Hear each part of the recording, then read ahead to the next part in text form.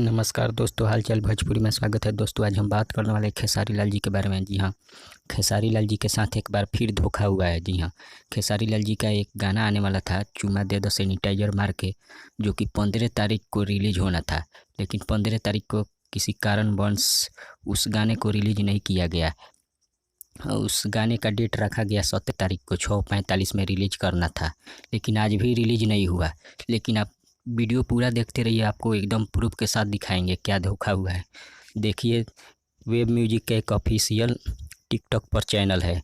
जी हाँ, टिकटॉक पर यह गाना वेब म्यूजिक वायरल कर दिया गया है और इसे चैनल पर ही डाला गया है। आप लोग देख सकते हैं स्क्रीन रिकॉर्ड। गाना हम नहीं दिखा सकते क्योंकि कॉपीराइट आ जाएगा, इसलिए नहीं दिखा सकते।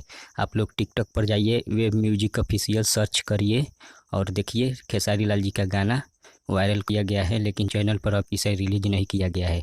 बताइए, अगर अब रिलीज किया जाएगा तब व्यूवर उतना नहीं देखेंगे, क्योंकि अब टिकटॉक पर ही जाकर व्यूवर देख ले रहे हैं, तो क्या होगा। ये सारा सर धोखा है खेसारी लाल जी के साथ।